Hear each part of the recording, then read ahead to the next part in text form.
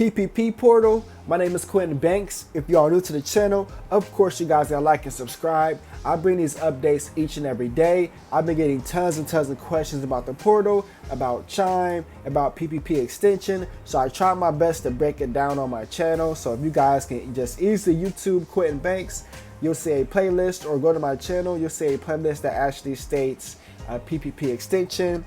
I talk about Chime Bank, Blue Acorns, WOMPLY.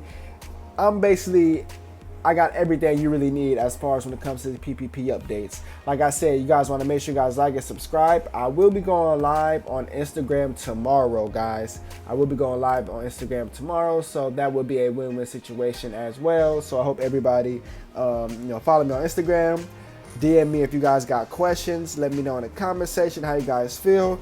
And we're going to be talking about the PPP extension and then the PPP portal. Now, I actually got a news clip that I seen that people were actually tagging me in this. So why not actually show you guys this? So once again, this is a news clip. We'll get right into this news clip. At any time, feel free to drop your comments, concerns below. I will try my best to point you guys in the right direction, and I will also try my best to help you guys. If you guys don't know, I got financial institutions who actually watch my content. So it's a win-win situation at the end of the day. Like I always say, stay loyal, stay blessed, stay true, stay you. And let's get right into this. Operating expenses. It also provides an incentive for employers to retain workers and keep them on payroll. Despite the help, many business owners are still facing uncertainty. Some have been unable to apply for the second round of PPP because of unforgiven loans. Black-owned businesses bear the brunt of this. According to Gusto, 75% have not had their loan forgiven. That is compared to 56% of white business owners.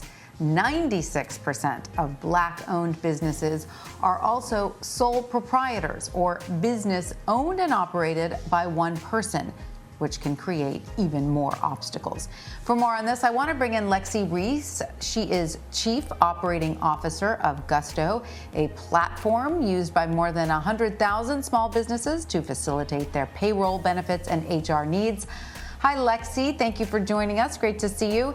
So many minority business owners are facing huge challenges. What needs to be done for them to access this aid?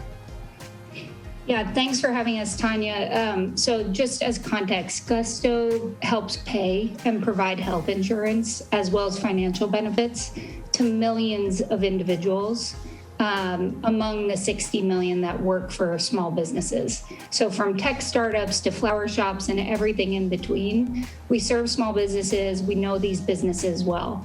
And we're super excited about the stimulus package passed this weekend, but it still falls short of what small businesses need. And I think the main myth to bust is this notion that because over 40% of Paycheck Protection Plan funds are still unallotted, which means small businesses aren't grabbing these funds, there's a myth that they don't need them.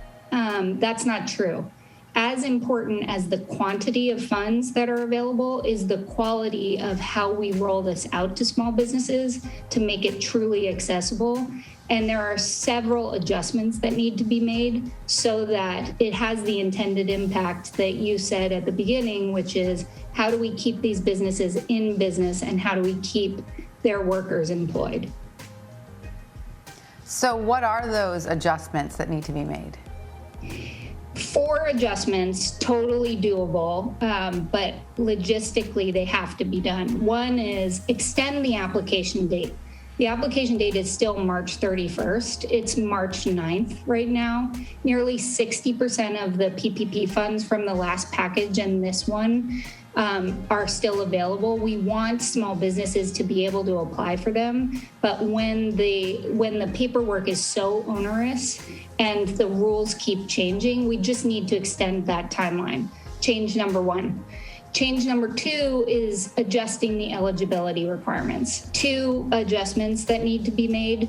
One is what is so critical is that we take operating costs into account. many businesses right now are penalized because, as it is related into the eligibility requirements, their gross revenue looks positive, but their actual net revenue, factoring in the changes to their business model that they've incurred as a result of adjusting to COVID, if you look at their net revenue, it looks much different.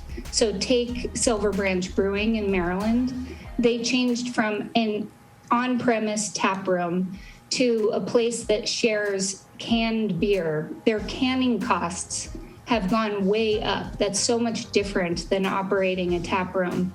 And so if you look at their top line, it looks like they don't need aid. But when you factor in those operating costs, you see very clearly that they do.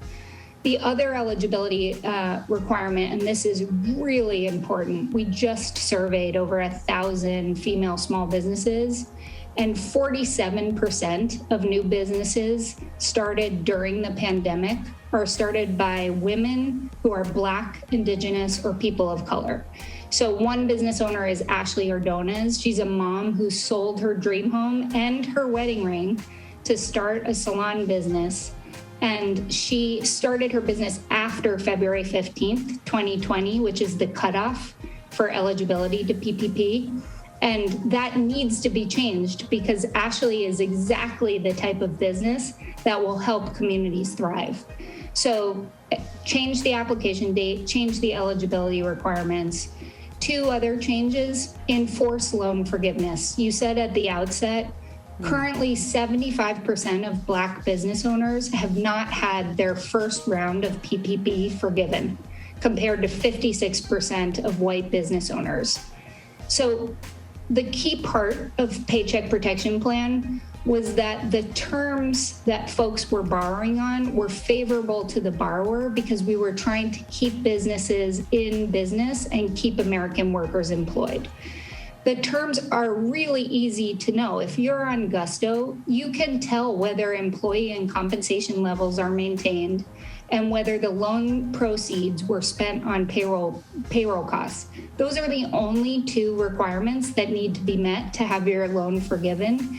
And the fact that so many people are still waiting with that debt hanging over their head to be forgiven is unacceptable. So finally, last change is help women by investing not just in restaurants and bars. There was $25 billion in this most recent stimulus allocated to restaurant and bars, but also in retail.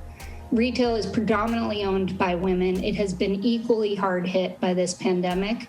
And there are so many stories of great business owners who need this aid as well. And giving that aid back will help our communities thrive.